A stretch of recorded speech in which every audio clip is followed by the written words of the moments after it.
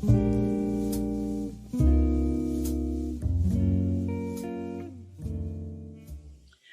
morning. We are extremely pleased that you are here.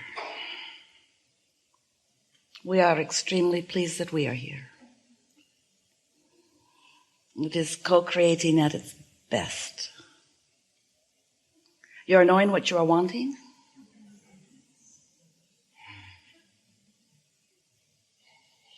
Have you figured out how to let that in? Have you figured out how to not be a vibrational mismatch to your own desire? It takes some practice, doesn't it? But that really is what deliberate creating is all about, and it really is what living happily ever after is all about. It's about life causing you to identify new desires. You can't even slow that down. New desires are at an all-time height in all of civilization, in all of humanity, in all that we know as all that is.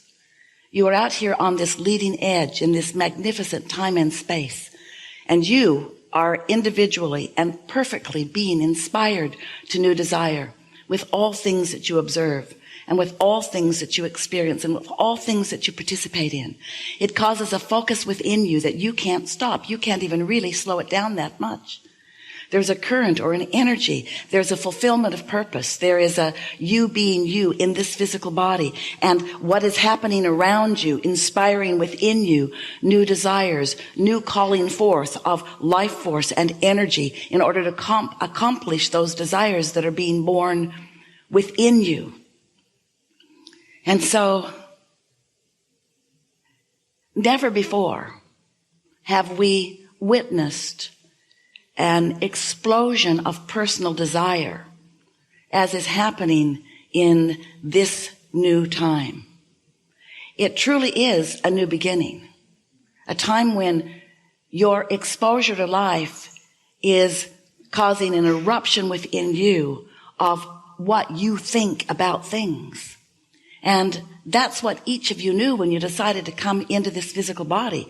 You knew you would be inspired, and you also knew that once the inspiration of the new idea was born, once there was a vibration that became more noticeable to the point that you were thinking about it, and once it was more noticeable to the point that you were speaking about what you were thinking about, you knew from your non-physical vantage point coming into this physical body that there would be manifestations that would be the result of all of the thoughts that you were thinking. And you knew you were coming into variety, into contrast, into differences.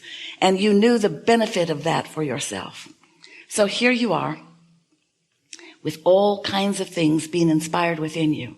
And now what we are about as we are interacting with you is to remind you that this was all your intention, and to remind you that those desires cannot help but be born within you, and to remind you that your inner being and the source within you is aware of the desires that are being born within you, and to remind you that you are a vibrational being living in a vibrational world, and that everything that is manifested so far, whatever you can see, whatever you're reading about or hearing about, even if it just happened today, it is so past tense that it really does not deserve as much of your attention as you are giving it.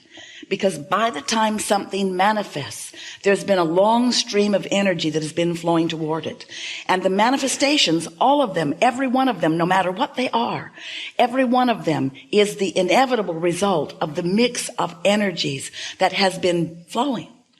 We want to help you sort out a little bit today how thoughts are turning to things, how the vibrational nature of your being can be deliberately directed. And most of all, how you can rediscover, how you can return to the satisfaction that life is meant to provide for you. Satisfaction is the best word that Esther can find when we offer a vibration that means this: the balance between who you really are, who you were before you came into this physical body, and who that non-physical part of you has become since you've been in this physical body. That vortex part of you, that inner being part of you, that expanded, evolved whole of you. That feeling of satisfaction is when that whole of you, that who you really are of you, and who you're being in this moment, meaning what you're thinking about, what your beliefs and thoughts are.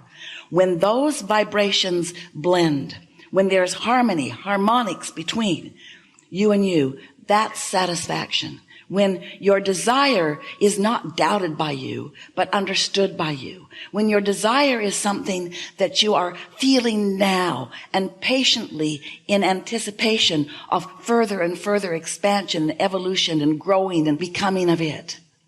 But if you have a desire and you are looking at the evidence of the absence of your desire, then you are not feeling satisfaction. You are feeling something far less than satisfaction. And that emotional guidance is letting you know about the one and only thing that really matters to you. And that is the blending of you and you. The blending of you and you. Because you did not decide to come forth into this physical body as a sort of renegade who would not blend with the whole of you, who you are. You did not say, I'll go forth and I'll remember nothing of my own clarity. You didn't say that. You said, I am clear. I am pure positive energy. I am love. And this love will be embodied in my physical embodiment. And I will go forth into the perfect environment of perfect contrast. And from it will be born within me a clear distinction of what I prefer, a clear desire of what I prefer. And I know you said this. We heard it. We said we would remind you. I know that once any desire is born within me, no matter how broad or narrow, no matter how deep it is, no matter how it is deemed to be by others who perceive me having this desire. Every desire, big or small, is understood by the non-physical source of that which is you. And you knew the source energy would back you up in all of your desires. Further, you knew you were not coming forth into a physical environment of competition because you knew that you were equal in terms of your access to this energy that creates worlds. And you knew that someone else's utilization of the physical environment to inspire their desire and then their alignment with and utilization of energy to accomplish whatever they are accomplishing, you knew that no matter how many others were utilizing this energy that creates worlds, that would not constitute any deprivation for you or anyone else, because you knew that the energy comes forth in order to support the desire that you have managed. And so we want to bring you to the place, by the time we come to the culmination of this gathering today, we want to bring you to the place, if you are willing, of feeling and understanding, of really knowing the power of your own focus and the importance of your own personal satisfaction. The satisfaction factor is the best way of describing how you utilize the laws of this universe. Law of attraction is a law that exists in all that is. Whether you are non-physical as we are, or physical as you are, or physical and non-physical as you really are. This law of attraction says that that which is likened to itself is drawn. It's the law that makes your radio frequencies line up. It's the law that is behind everything that exists. So sometimes you say, well, I'm getting better at using law of attraction. And we say, you don't use law of attraction any more than you use gravity. And we suppose you use gravity when you understand it, and then you create your contraptions, your airplanes and such that help you to defy it for a little bit. But law of attraction is a powerful law that is constant and steady and always fair. And so it's your job to let your life provide for you your desire, and it's your job to focus in on it until you have clarity about what that desire is. And then it's your job to pay attention to the way that you are feeling so that you manage your attention to subjects so that you don't get too far adrift from your own desire. It's such an interesting thing to watch you with a very clear stated desire about something and then listen to you state the opposite. And the reason that you do that is because the new desire is in the state of becoming, and what you're observing has already become the other things that you've been in the state of becoming about, just not this new thing. So when you take score of the manifestation before those thoughts have turned to those things, and you see the absence of those things that you desire, then you speak most often, because you are so enamored with your physical awareness of life, what you're seeing and hearing and smelling and tasting and touching, you want to call that your reality. And we want to make this distinction with you. It is your manifested reality, but it is far from your reality. And it is a scanty part of the reality that really is. We want to call your attention to the vibrational reality, to the vortexual reality, to the reality that you've already created. We want to call your attention to the reality that is in the making, that will manifest. Oh, it will manifest, and you will have opinions and judgments and responses to the manifestations. But if you could get your attention off of those manifestations for more of your time and put your attention upon what you're doing with your energy, you would have more control of your own manifestations. That's all we're saying. So for a little while, we called this gathering the science of deliberate creation, but you got crazy about that. You started behaving about this body of work the way you've been behaving about your work in general, where you just worked too hard about the thoughts that you were thinking. When you caught wind of the idea that your thoughts create, at first you liked that before you found out you can't control your own thoughts.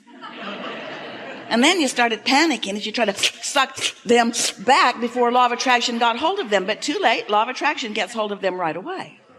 And so we want to show you how you can become more anticipatory of good things coming to you and to the others who you care about.